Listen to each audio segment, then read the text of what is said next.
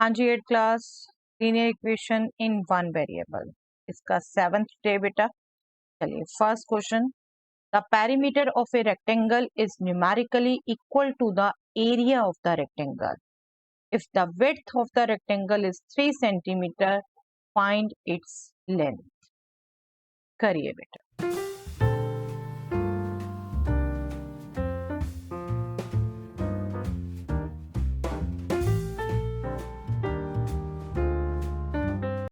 देखिए विड्थ आपको दे दी 3 सेंटीमीटर, लेंथ आपको फाइंड करनी है, जिसको अगर आप x मान लेते हो तो length plus width times 2 perimeter हो गया एंड लेंथ इनटू विड्थ आपका एरिया हो गया। आपकी विजुअलाइजेशन चलनी चाहिए ये ढंग से, और कैलकुलेशन देखिए बिल्कुल सिंपल है बेटा। ये 2x plus 6 equal to 3x हो गया। 2x को आप इधर ले जाएंगे तो ये हो जाएगा 3x minus 2x and easy to get x हो गया 6। लेंथ हो गई आपकी 6 सेंटीमीटर। आपने आंसर पूरा यूनिट के साथ बोलना है बेटा, ये बार बार कहते जा रहे हैं और कोई मुश्किल नहीं है। देखिए हो सकती है ना मेंटली कैलकुलेशन। चलिए next question, an angle is double of its supplementary angle, find the complementary angle of its supplementary angle। करिए बेटा।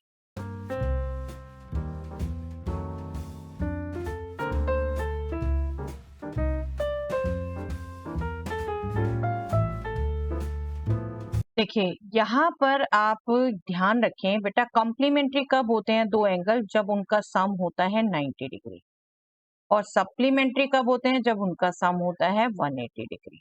ठीक है, ये मैं दो एंगल एक्स वाई से रिप्रेजेंट कर रही हूँ, ये नहीं समझना मैं दो सेम एंगल की बात कर रही हूँ। जब दो एंगल्स का सम 90 डिग्री होता है तो कॉम्प्लीमेंट्री, और जब 180 डिग्री होता है तो सप्लीमेंट्री। ठीक है, आपसे कहा है एक एंगल अपने सप्लीमेंट्री एंगल का डबल है। एक एंगल अगर x है तो उसका सप्लीमेंट्री 180 माइनस एक्स है। अगर आप एंगल को ये मान लो तो उसका सप्लीमेंट्री x होगा। तो आप जब मेंटली कैलकुलेशन कर रहे हो, बजाय कि इसका ट्वाइस करने के आप ये मान लो एंगल है तो उसका सप्लीमेंट्री x हो गया, इसका ट्वाइस कर लो मेंटली। सिंपली क्या होगा, ये माइनस एक्स इधर किया, 3x 180, 3x 180 तो x 60। तो सप्लीमेंट्री एंगल आपका जो चाहिए वो आपका आ गया 60, क्योंकि आपने इंटरचेंज करके मान लिया। अब इसका कॉम्प्लीमेंट्री माना है, क्योंकि कॉम्प्लीमेंट्री एंगल और इसका एंगल सम 90 आएगा, तो कॉम्प्लीमेंट्री हो गया 90 degree minus 60 degree, that means 30 degree. Complementary angle और सप्लीमेंट्री एंगल हो गया 30 डिग्री। डिग्री यूनिट जरूर बोलनी है। और अगर कहीं ये कैलकुलेशन नहीं करते बेटा तो आप विजुअलाइजेशन से ध्यान रखो अच्छे से।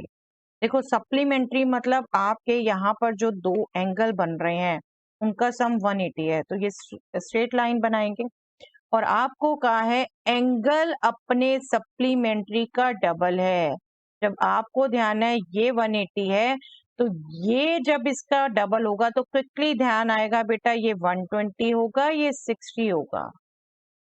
एंगल अपने सप्लीमेंट्री का डबल है, ये एंगल का सप्लीमेंट्री हो गया तो इसका complementary 90 minus 60, that means 30। Easy हो जाता ना विजुअलाइजेशन से, इसलिए आपको कहते हैं बेटा फिगर से ध्यान रखिए बहुत, है ना, विजुअलाइज करके रखिए। चलिए, the number of boys and girls in a class are in the ratio 4:7। If the number of boys are 6 less than the number of girls, then find the number of students in the class। चलिए करिए बेटा।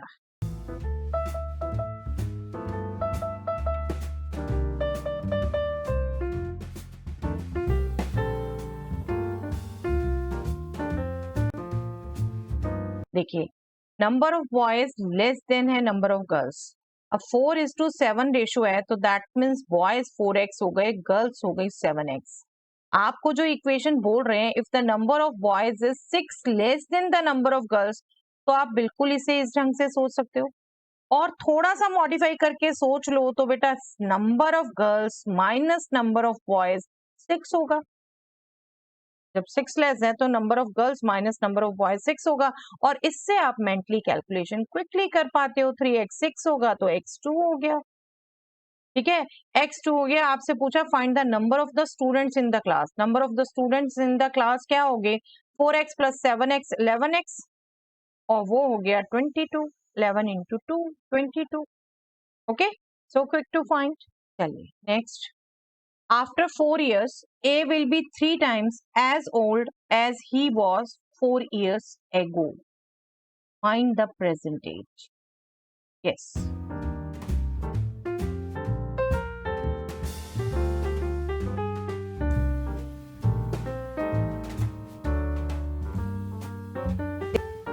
देखिए present as आपको निकालनी है। Present as को अगर आप x मान लेते हो तो प्रेजेंट एज के बाद 4 इयर्स बाद कितनी होगी x प्लस 4, और 4 इयर्स पहले की बात हो रही है वो होगी x माइनस 4। आपको सिंपली कहा है 4 इयर्स बाद 3 टाइम्स होगी 4 इयर्स एगो, 3 टाइम्स ओल्डर होगा। तो बस इस इक्वेशन को आपने सॉल्व करना है बेटा। This is nothing but 3x minus 12। अब 3x आप यहीं रखें तो 3x माइनस x एक साइड में ला रहे हैं आप, 12 को आप इस साइड ले जा रहे हैं तो 12 plus 4 16, 2x is 16 and x will be 16 by 2 8, that means 8 years is his present age। बार बार कह रही हूँ, बार बार बता रही हूँ बेटा, आंसर फुल देना है विद यूनिट्स। ओके, चलिए, in an examination a student scores 4 marks for every correct answer and loses 1 mark for every wrong answer. If he attempts 75 questions and scores 125 marks, then find the number of correct questions he answered। करिए।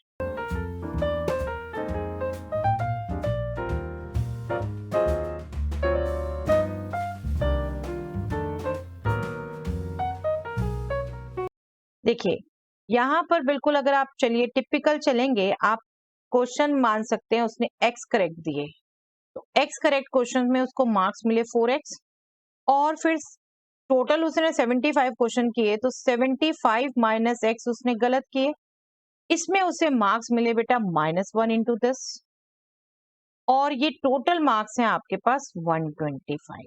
आपकी mentally ये calculation है जो आपने करनी है। 4x ये हो गया प्लस x, ये हो गया -75 is 125, that means 5x is equal to 125 plus 75, that means 200, तो x हो गया 40।